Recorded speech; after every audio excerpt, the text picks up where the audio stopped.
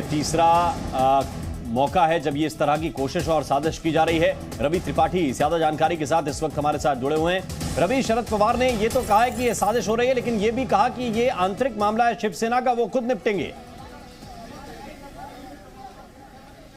नहीं, देखिए, शरद पवार ने कुछ चीज़ें बिल्कुल साफ कही। उन्होंने कहा कि सरकार पर कोई संकट नहीं है, सरकार, और इससे पहले भी इस तरह की वोटिंग होती रही, क्रॉस वोटिंग होती रही है। एक एग्जाम्पल भी उन्होंने दिया कि 1980 के दौरान कालमाड़ी जो थे, उनकी पार्टी के पास सिर्फ 6 एमएलए थे, लेकिन उनको 45 एमएलए चाहिए थी और वो लेकर चुनाव जीते। लेकिन कहीं ना कहीं क्रॉस वोटिंग से सरकार पर बहुत फर्क नहीं पड़ता है, ये इतिहास बताता है। 50 साल का उनका अपना, उन्होंने कहा कि हमारा एक्सपीरियंस ये बताता है। तो क्रॉस वोटिंग से जो सरकार गिरने वाली बात की जा रही है, जो 134 सीटें बीजेपी को आई है और 10-11 और चाहिए, उस आधार पर वो खारिज कर रहे हैं इस बात को। लेकिन जहां तक इस सरकार को बचाने की बात है, उनसे कहा गया कि आप इस सरकार को के संकट मोचक माने जाते हैं, आप ही ने सरकार बताइए। तो उनका जो बयान है बहुत मैसेज देने वाला बयान है कि ये शिवसेना पहले अपने इंटरनल जो स्थिति है उसको स्पष्ट करे, लोगों से बातचीत कर अभी दोपहर में बातचीत होगी, शाम तक तस्वीर साफ होगी, उसके बाद शरद पवार से उनकी बात होगी। तो ये कहकर कहीं ना कहीं एक पीछा छुड़ाने वाली बात है कि शिवसेना का ये इंटरनल इशू है, ये एनसीपी का इंटरनल इशू नहीं है। हालांकि जब मैंने पूछा उनसे कि क्या शिवसेना की तरफ से आपसे कोई बातचीत की गई है, इस मामले में कोई मैसेज दिया गया है कि इस तरह की संकट है, तो उन्होंने कहा कि एक मैसेज तो आया है, इतना जरूर माना उन्होंने कि एक मैसेज आया है, और ये भी खबर है कि रात में उनकी मुलाकात भी होनी है। तो शरद पवार, अगर सरकार बचेगी तो शरद पवार ये मैसेज देते हुए बचाएंगे कि शरद पवार की वजह से ये सरकार बची है। खिलाड़ी हैं, बड़े खिलाड़ी हैं, और ये नहीं चाहेंगे कि शिवसेना को ऐसे ही वॉकओवर दे दिया जाए कि उनकी सरकार बच गई, आराम से बच गई।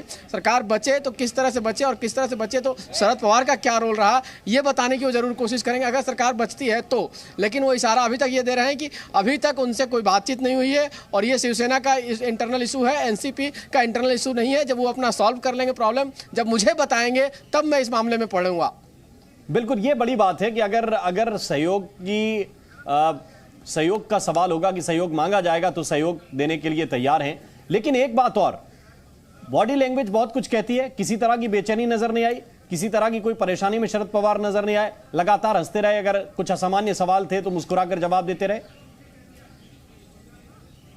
बिल्कुल बिल्कुल, 2-3 बार, हालांकि एक बार वो नाराज भी हुए। किसी हमारे साथी ने जब उनसे पूछा कि क्या एनसीपी बीजेपी के साथ भी जाकर सरकार बना सकती है, तो उन्होंने कहा कि इस तरह के सवाल का कोई मतलब नहीं है, हम विपक्ष में भी बैठ सकते हैं। ये इशारा उन्होंने दिया कि अगर जरूरत पड़ी तो हम विपक्ष में भी बैठ सकते हैं। खाली बीजेपी के साथ सरकार बनाने वाले मामले पर थोड़ी देर के लिए वो नाराज हुए, लेकिन आमतौर पर सारे सवालों का उन्होंने जवाब दिया और हंसते हुए। देखिए, सबसे बड़ी बात जो हम लोग चर्चा कर रहे हैं सुबह से लेकर, कि जिस तरह से क्रॉस वोटिंग हुई है, उसी के तहत अंदाजा लगाया जा सकता रहा है कि क्रॉस वोटिंग के बाद विधायक नाराज है, विधायक अलग जगह है, और वो नहीं चाहते हैं कि शिवसेना की में सरकार बने। शिवसेना में क्या नेतृत्व परिवर्तन की बात की जा रही है कि मुख्यमंत्री हटे और एकनाथ शिंदे मुख्यमंत्री बने, इस तरह की बात हुई, तो उस पर उन्होंने टाला। और उन्होंने साफ साफ कहा कि क्रॉस वोटिंग कोई पहली बार नहीं हो रही, और क्रॉस वोटिंग से सरकार गिरती है ये भी ऐसा नहीं है। क्रॉस वोटिंग होती है, और जिसका पर्सनल किसी का रेपो होता है कैंडिडेट का, वो पर्सनल रेपो के आधार पर चुनाव जीत जाता है, चाहे एमएलसी का हो चाहे राज्यसभा का हो।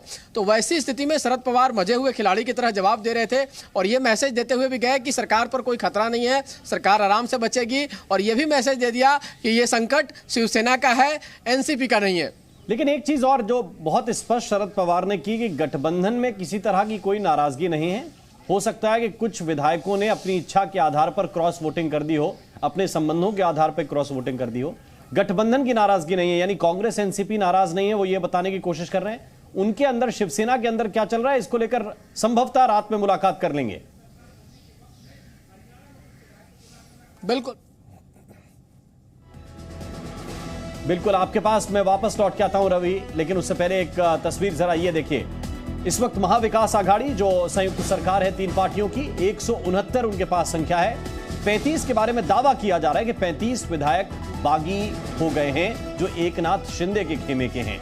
अब अगर इसको आप माइनस करेंगे तो लगभग फिलहाल समर्थन में 134 विधायक हैं। बहुमत से 11 दूर हो जाएंगे, क्योंकि बहुमत के लिए जो जरूरी संख्या है वो 145 की है, और अगर 35 को बागी मान लिया जाए तो 134 की संख्या बचेगी, और ये मुश्किल की स्थिति सरकार के सामने खड़ी कर सकते हैं, क्योंकि बहुमत से 11 दूर हो जाएंगे।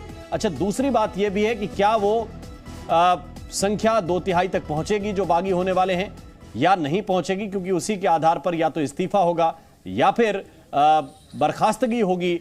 और या फिर उन्हें वापस आकर मना लिया जाएगा। रवि त्रिपाठी हमारे साथ लगातार बने हुए हैं। रवि, संख्या को लेकर बहुत ज्यादा चर्चा हो रही है। आपने भी बताया कि 134 बीजेपी की तरफ एमएलसी चुनाव के आधार पर नजर आते हैं, लेकिन उसको शरद पवार कह रहे हैं कि ये कभी कभी मन की आवाज, अंतरात्मा की आवाज पर दूसरी तरफ क्रॉस वोट हो जाते हैं।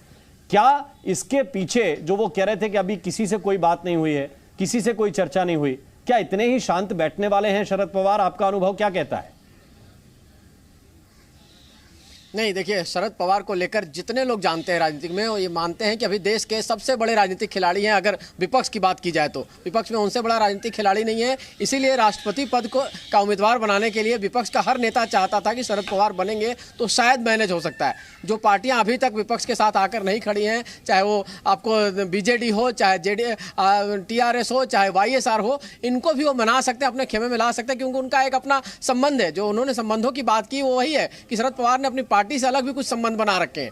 तो कहीं ना कहीं शरद पवार का जो अपना कैरेक्टर है, मैंने कहा बार बार आपको कि जिस तरह से शरद पवार ही एक शख्स है जो शिवसेना और कांग्रेस को एक साथ लाकर उन्होंने खड़ा कर दिया, जो शायद ही संभव था। इस तरह देश की राजनीति में सब कुछ संभव था, लेकिन कांग्रेस और शिवसेना एक साथ आके खड़े हो जाएंगे जिनकी राजनीति बिल्कुल अलग अलग है, वो भी संभव करा है शरद पवार ने। महाअघाड़ी की सरकार जिस तरह से बनी आप जानते हैं, एक दिन में सुबह सुबह शपथ ग्रहण हुआ, जिसमें आपको देवेंद्र फडणवीस मुख्यमंत्री के तौर पर शपथ लेते हैं। अचानक ANI के लाइव फ्रेम देखता है कि शपथ ग्रहण समारोह चल रहा है, लेकिन बावजूद उसके पलटा उन्होंने, उनके बेटे हैं और उसके बाद अजीत पवार हैं। अजीत पवार अभी भी बगल में बैठे हैं, ये भी बहुत दिलचस्प है। आपको ये भी बहुत दर्शकों को समझना चाहिए कि अजीत पवार ही वहां भी शपथ ले रहे थे और यहां भी उनकी शपथ हुई। इन सब के बीच जो महत्वपूर्ण बात है वो नंबर गेम है, वो दर्शकों को एक बार हम बता देते हैं। महाविकास आघाड़ी, जिसके नेता अभी उद्धव ठाकरे हैं, मुख्यमंत्री हैं, 169 उनके पास नंबर है और 169 में से दावा किया जा रहा है कि एकनाथ शिंदे का जो खेमा है वो 35 के आसपास हो सकता है। यह दावा है कि 35 विधायक बागी हो रहे हैं। अब इसमें से 35 जब आप घटाएंगे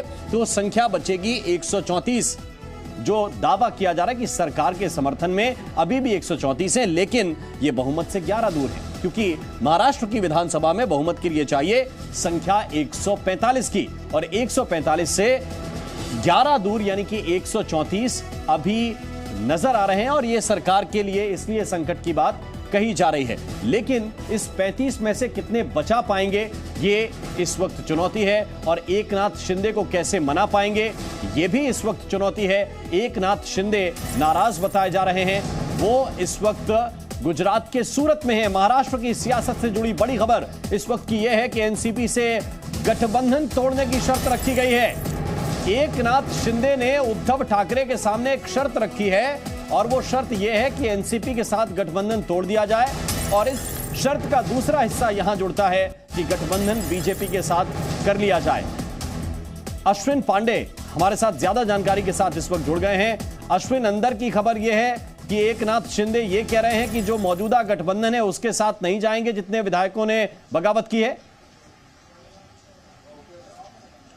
जी देखिए, जो सूत्र बताते हैं वो ये कि एकनाथ शिंदे ने अपनी जो शर्तें रखी हैं उसमें से एक शर्त ये भी है कि वो बीजेपी के साथ अगर सरकार बनाती है शिवसेना, तो वो अपने विधायकों के साथ वापस आएंगे।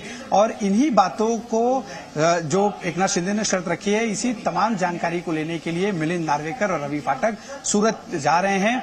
उद्धव ठाकरे का जो संदेश है वो एकनाथ शिंदे को दिया जाएगा, और एकनाथ शिंदे की जो बातें हैं वो पूरी तरह से आके उद्धव ठाकरे को बताई जाएंगी। पार्टी की बैठक होगी और तमाम जो आगे की रणनीति वो तय होगी। इस बीच कांग्रेस भी हरकत में आई है। कांग्रेस के जो महाराष्ट्र प्रभारी हैं HK पाटिल, वो शाम को 7 बजे बाला साहेब थोरात, जो रेवेन्यू मिनिस्टर है महाराष्ट्र सरकार में, उनके घर पर एक बैठक करेंगे। इस वक्त मैं बाला साहेब थोरात के घर पे ही हूँ। यहाँ पे सुबह से ही लगातार विधायकों की और मंत्रियों की बैठक जो है हो रही है, और बाला साहेब थोरात के साथ एक बैठक शाम को 7 बजे होगी, जिसमें कांग्रेस की क्या रणनीति होगी वो तय किया जाएगा। कुछ देर पहले कैबिनेट मंत्री असलम शेख से हमारी बातचीत हो रही थी। उनका कहना था कि सरकार को कोई खतरा नहीं है, लेकिन वो इस बात को मानते हैं कि जिस तरह से विधान परिषद का चुनाव हुआ उसमें क्रॉस वोटिंग हुई है, और ये क्रॉस वोटिंग क्यों हुई, क्या जो है नाराजगी है, ये तमाम चीजों की जो बात है वो HK पाटिल के सामने रखी जाएगी। आपको ये भी बता दें कि चंद्रकांत हंडोरे, जो कांग्रेस के पहली पसंद के विधान परिषद के उम्मीदवार थे, वो हारे हैं। भाई जगताप, जो दूसरी पसंद के विधान परिषद के लिए विधायक के उम्मीदवार थे, वो जीत गए।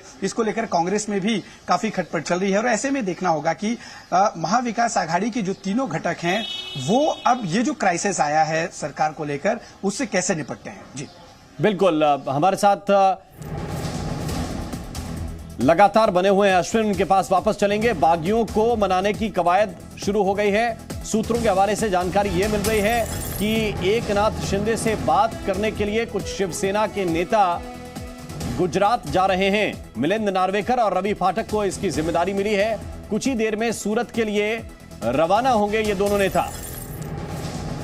राकेश त्रिवेदी ज्यादा जानकारी के साथ इस वक्त हमारे साथ जुड़े हुए हैं। राकेश, पहले तो यह हो रहा था कि शिवसेना के विधायकों की बैठक बुलाई गई थी, क्या यह संख्या इतनी कम है कि बैठक बुलाने का कोई मतलब नहीं? और दूसरी तरफ गुजरात के सूरत में जो विधायक हैं, एकनाथ शिंदे हैं, उनसे मुलाकात करने के लिए दो नेताओं को कहा गया है, वो जाने वाले हैं। वहां पर संख्या कितनी है, क्या अब तक यह स्पष्ट हुआ है? देखिए सचिन, मैं आपको बता दूं कि एक तो बड़ी चौंकाने वाली बात है कि मुख्यमंत्री उद्धव ठाकरे जब अपने निवास स्थान या सरकारी निवास स्थान वर्षा पे जब ये मीटिंग बुलाते हैं तो वहां पर तकरीबन 18 जो विधायक हैं वही खाली वहां पर पहुंचते हैं और वही अपनी मौजूदगी वहां दर्ज करवाते हैं कुल 55 में से। और जैसे कि जो पहले सूत्रों से जानकारी मिल गई थी कि तकरीबन 35 विधायक जो हैं वो एकनाथ शिंदे के साथ संपर्क में हैं, उनके गुट में शामिल हैं। तो 35 के बावजूद भी जो है तकरीबन 20 विधायक जो बचे हुए हैं उन्हें वर्षा पर पहुंचना था, लेकिन उसमें से भी 18 ही विधायक आज मीटिंग में पहुंच पाए। तो ये हो गई एक बात कि कितने विधायक जो है वर्षा पे पहुंचे और कितने जो है वो एकनाथ शिंदे के साथ हैं। दूसरा जो आपका सवाल है उसमें मिलिंद नार्वेकर जो है वो उद्धव ठाकरे, आदित्य ठाकरे के बेहद करीबी माने जाते हैं और दूसरी तरफ रविंद्र फाटक जो है वो एकनाथ शिंदे के काफी करीबी हैं और इसीलिए बताया जा रहा है कि ये दोनों जो उद्धव ठाकरे के पास से जो प्रस्ताव है वो प्रस्ताव लेकर के एकनाथ शिंदे के पास जा गए हैं। लेकिन यहां पर अब कहानी में एक और नया ट्विस्ट यह आ गया है कि बीजेपी के भी एक आमदार हैं जो कुटे करके वो भी पहुंच गए हैं सूरत में और ये देवेंद्र फडणवीस के काफी करीबी माने जाते हैं। तो ऐसे में एकनाथ शिंदे जो है वो आज एक किंग मेकर की भूमिका में नजर आ गए। वो एक तरफ जो है वो मिलिंद नार्वेकर और रविंद्र फाटक के साथ मीटिंग करेंगे और देखेंगे कि उनके पास क्या प्रस्ताव है, वहीं दूसरी तरफ जो है बीजेपी की तरफ से उन्हें क्या प्रस्ताव है उसके ऊपर भी चर्चा होगी। और जो खुद 35 विधायक जो उनका की ताकत जो उनके साथ में मौजूद है एकनाथ शिंदे के साथ, उन्होंने भी अपनी भूमिका स्पष्ट कर दी है। बिल्कुल, ये बहुत महत्वपूर्ण जानकारी है और जो जानकारी दे रहे हैं कि देखिए दोनों तरफ से ऑफर होंगे इस वक्त एकनाथ शिंदे के लिए, क्योंकि जिसके पास संख्या बल होता है वो किंग मेकर की भूमिका अदा करता है राजनीति में। और एकनाथ शिंदे के पास अगर ये दावा किया जा रहा है कि 35 विधायकों की संख्या इस वक्त गुजरात के सूरत में है और तो इसलिए वो वहां पर ताकत दिखा रहे हैं। एक तरफ बीजेपी के खेमे से भी उनके पास कई तरह की ऑफर्स जा रहे हैं और दूसरी तरफ शिवसेना भी अपनी तरफ से ऑफर जाहिर बात है कि रखेगी। वक्त एक छोटे से ब्रेक का